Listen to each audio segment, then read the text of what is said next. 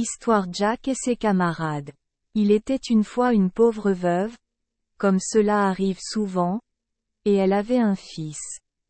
Un été très rare arriva et il ne savait pas comment il vivrait jusqu'à ce que les pommes de terre nouvelles soient bonnes à la consommation.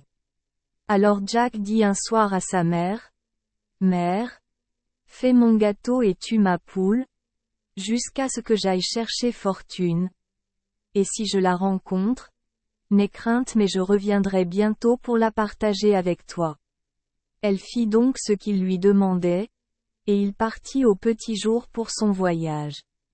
Sa mère l'accompagna jusqu'à la porte de la cour et lui dit, « Jack, que préféreriez-vous avoir?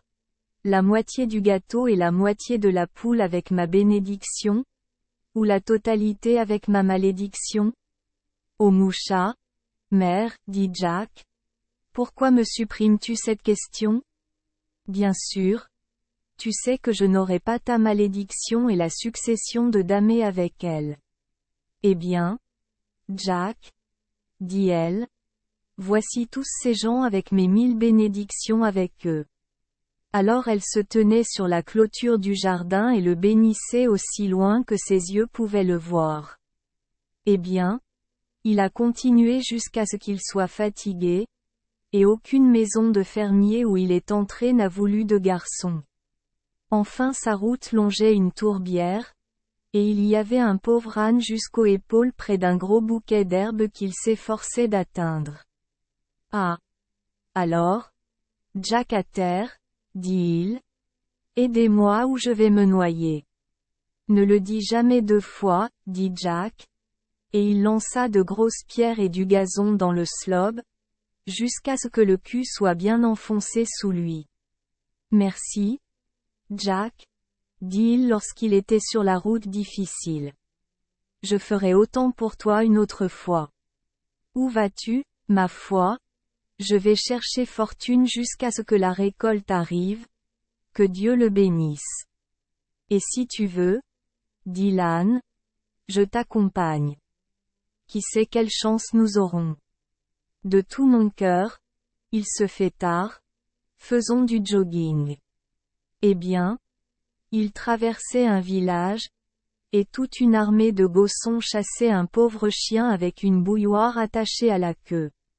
Il courut vers Jack pour se protéger, et l'âne poussa un tel rugissement que les petits voleurs prirent leurs talons comme si le vieux garçon les poursuivait. Plus de pouvoir pour toi, Jack, dit le chien. Je vous suis très reconnaissant. Où vont le bast et vous-même? Nous allons chercher fortune jusqu'à ce que la récolte arrive. Et ne serais-je pas fier de t'accompagner? Dit le chien.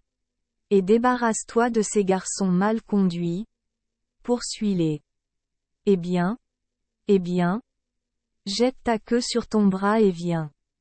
Ils sortirent de la ville et s'assirent sous un vieux mur, et Jack sortit son pain et sa viande et les partagea avec le chien. Et l'âne a fait son dîner sur un bouquet de chardon. Pendant qu'il mangeait et bavardait, qu'est-ce qui devrait arriver sinon un pauvre chat à moitié affamé? Et le bruit qu'il lui donnait vous ferait mal au cœur. Vous avez l'air d'avoir vu les toits de 9 maisons depuis le petit déjeuner, dit Jack. Voici un os et quelque chose dessus. Que votre enfant ne connaisse jamais un ventre affamé, dit Tom. C'est moi qui ai besoin de votre gentillesse. Puis-je avoir l'audace de vous demander où vous allez tous? Nous allons chercher fortune jusqu'à ce que la récolte arrive, et vous pouvez nous rejoindre si vous le souhaitez. Et ça, je le ferai avec un cœur et demi, dit le chat, et merci de me l'avoir demandé. Ils repartirent, et juste au moment où les ombres des arbres étaient 3 fois plus longues qu'eux, ils entendirent un grand ricanement dans un champ à l'intérieur de la route, et par-dessus le fossé sauta un renard avec un beau coq noir dans la bouche. Oh! Espèce de méchantouin! Dit l'âne en rugissant comme le tonnerre. À lui, bon chien! Dit Jack. Et le mot n'était pas sorti de sa bouche lorsque Collet était en pleine poursuite du Red Dog. Reynard a laissé tomber son prix comme une patate chaude et s'est envolé comme un coup de feu, et le pauvre coq est revenu en voletant et en tremblant vers Jack et ses camarades. Ô moucha, les opposants, dit-il, n'est-ce pas le comble de la chance qui vous a mis sur mon chemin? Peut-être que je ne me souviendrai pas de votre bonté si jamais je vous trouve en difficulté. Et où allez-vous tous? Nous allons chercher fortune jusqu'à ce que la récolte arrive. Vous pouvez vous joindre à notre groupe si vous le souhaitez, et vous asseoir sur la croupe de Neddy lorsque vos jambes et vos ailes seront fatiguées. Eh bien, la marche recommença, et juste au coucher du soleil, ils regardèrent autour d'eux, et il n'y avait ni cabane ni ferme en vue. Eh bien, dit Jack, plus la chance n'est pas bonne maintenant, mieux ce sera une autre fois, et ce n'est qu'une nuit d'été après tout. Nous irons dans le bois et ferons notre lit sur les hautes herbes. À peine dit que c'était fait. Jack s'étendit sur un tas d'herbes sèches, l'âne gisait près de lui, le chien et le chat gisaient sur les genoux chauds de l'âne, et le coq alla se percher dans l'arbre voisin. Eh bien, le sommeil profond les recouvrait tous, lorsque le coq eut l'impression de chanter. Ça te dérange, coq noir? Dit l'âne. Tu m'as dérangé avec un brin de foin aussi beau que j'ai jamais goûté. Qu'est-ce qu'il y a? C'est le jour qui se pose. Ne voyez-vous pas la lumière là-bas? Je vois effectivement une lumière, dit Jack, mais elle vient d'une bougie, et non du soleil. Puisque vous nous avez réveillés, autant y aller et demander un logement. Alors ils se secouèrent tous et continuèrent leur chemin à travers l'herbe, les rochers et les ronces, jusqu'à ce qu'ils descendirent dans un creux, et là la lumière traversa l'ombre, et avec elle vint des chants, des rires et des jurons. Facile, les garçons, dit Jack. Marchez sur la pointe des pieds jusqu'à ce que nous voyions à quel genre de personnes nous avons affaire. Alors ils se glissèrent près de la fenêtre, et là ils virent 6 voleurs à l'intérieur, armés de pistolets, de gourdes et de couteaux, assis à une table, mangeant du rôti de bœuf et du porc, et buvant de la bière chaude, du vin et du punch au whisky. N'est-ce pas une belle récolte que nous avons faite chez le seigneur de Dunlavin? Dit un voleur laid, la bouche pleine, et c'est peu que nous n'obtiendrons que pour l'honnête porteur. Voilà sa pure santé, la pure santé du portier, s'écrièrent chacun d'eux, et Jack tendit le doigt vers ses camarades. Fermez vos rangs, mes hommes, dit-il à voix basse, et que chacun prête attention aux mots d'ordre. Alors l'âne posa ses sabots sur le rebord de la fenêtre, le chien sur la tête de l'âne, le chat sur la tête du chien et le coq sur la tête du chat. Puis Jack fit un signe et ils chantèrent tous comme des fous. Eh oh! Ia! Rugit le cul. Bo-oh! Aboya le chien. Miaou miaou! S'écria le chat. Cocorico! Chanta le coq. Nivelez vos pistolets! S'écria Jack. Et faites-en des miettes. Ne laissez pas le fils d'une mère en vie. Présent. Feu. Sur ce, ils firent un nouveau salut et brisèrent toutes les vitres de la fenêtre. Les voleurs ont été terrorisés. Ils soufflèrent les bougies, jetèrent la table et se dirigèrent vers la porte de derrière comme s'il était sérieux, et ne se retinrent qu'au cœur même du bois. Jack et son groupe entrèrent dans la pièce, fermèrent les volets, allumèrent les bougies et mangèrent et burent jusqu'à ce que la faim et la soif disparaissent. Puis ils se couchent pour se reposer, Jack dans le lit, l'âne dans l'écurie, le chien sur le paillasson, le chat près du feu et le coq sur le perchoir. Au début, les voleurs étaient très heureux de se retrouver en sécurité dans la forêt épaisse, mais ils commencèrent bientôt à s'irriter. Cette herbe humide est très différente de notre pièce chaude, explique l'un d'eux. J'ai été obligé de lâcher une belle pâte de cochon, raconte un autre. Je n'ai pas reçu une cuillerée à soupe de mon dernier verre, dit un autre. Et tout l'or et l'argent du seigneur de Dunlavin que nous avons laissé derrière nous, dit le dernier. Je pense que je vais y retourner, dit le capitaine, et voir si nous pouvons récupérer quelque chose. C'est un bon garçon, dirent-ils tous, et il s'en alla. Les lumières étaient toutes éteintes, alors il se dirigea à tâtons vers le feu, et là le chat lui vola au visage et le déchira avec ses dents et ses griffes. Il poussa un rugissement et se dirigea vers la porte de la chambre pour chercher une bougie à l'intérieur. Il marchait sur la queue du chien, et s'il le faisait, il avait des marques de dents sur les bras, les jambes et les cuisses. 1000 meurtres, s'écria-t-il. J'aurais aimé sortir de cette maison malchanceuse. Lorsqu'il arriva à la porte de la rue, le coq tomba sur lui avec ses griffes et son bec, et ce que le chat et le chien lui firent n'était qu'une morsure d'écorchage par rapport à ce qu'il reçut du coq. Oh! Merci à vous tous, vagabonds insensibles, dit-il lorsqu'il reprit son souffle, et il chancela et tourna sur lui-même jusqu'à ce qu'il chancelât dans l'écurie, le plus en arrière, mais l'âne le reçut d'un coup de pied dans la partie la plus large de ses petits vêtements et le déposa confortablement sur le fumier.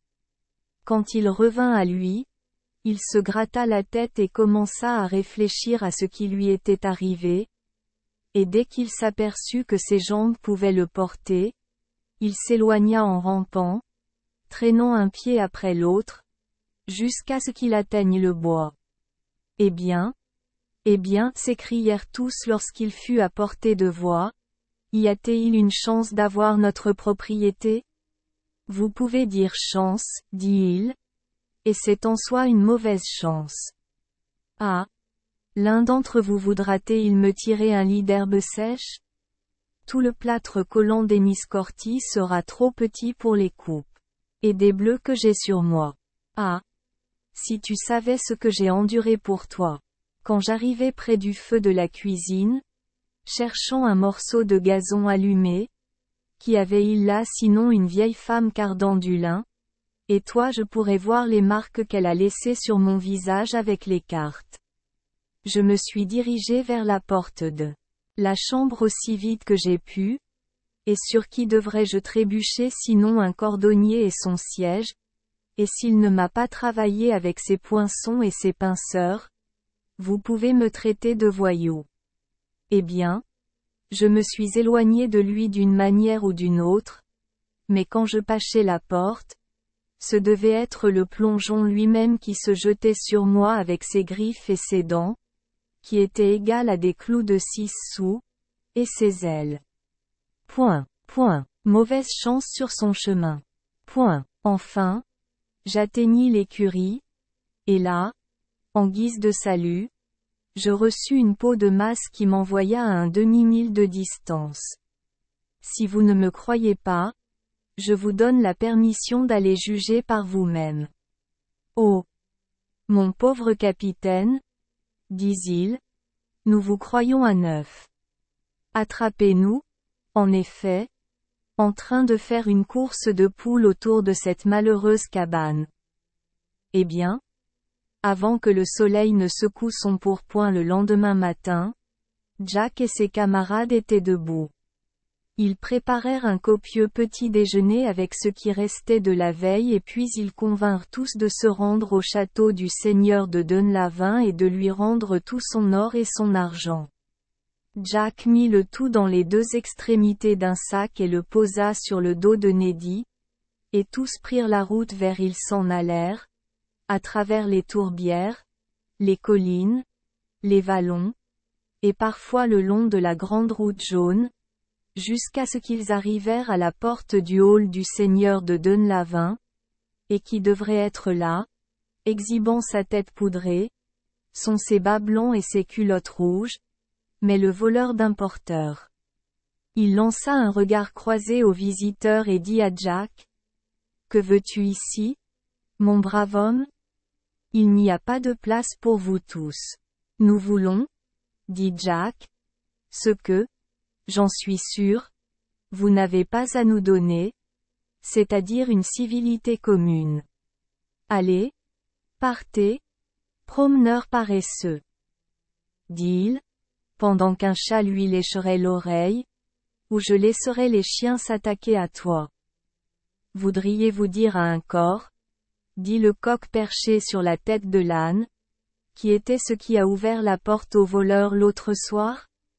Ah! Peut-être que le visage rouge du portier n'a pas pris la couleur de sa collerette, et que le seigneur de Dunlavin et sa jolie fille, qui se tenaient à la fenêtre du salon, à l'insu du portier, je serais heureux, Barney, dit le maître, d'entendre votre réponse au gentleman avec le peigne rouge sur lui. Ah! Monseigneur? Ne croyez pas ce coquin. Je suis sûr que je n'ai pas ouvert la porte aux 6 voleurs.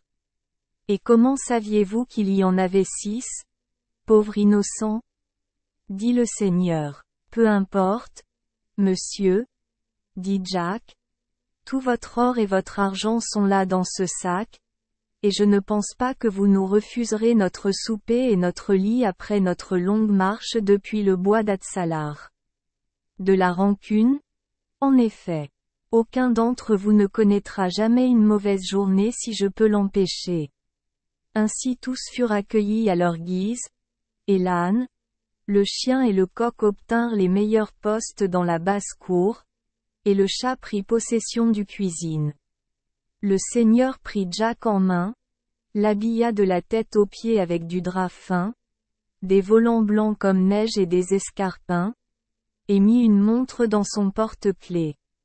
Quand ils s'assirent pour dîner, la maîtresse de maison dit Jack avait l'air d'un gentleman né, et le seigneur a dit qu'il en ferait son intendant. Jack a amené sa mère et l'a installée confortablement près du château, et tous étaient aussi heureux qu'il vous plaira. Merci les enfants des Esperluette Croisillon 39. Avoir écouté des contes de fées au jour Esperluette Croisillon 39. 8. Espérons que les histoires apporteront aux enfants des moments heureux et significatifs. Si vous aimez notre chaîne, veuillez appuyer sur le bouton S Esperluette Croisillon 39. Abonner, pour ne manquer aucune histoire intéressante. Je vous souhaite une bonne nuit de sommeil et de beaux rêves. Rendez-vous dans la prochaine histoire.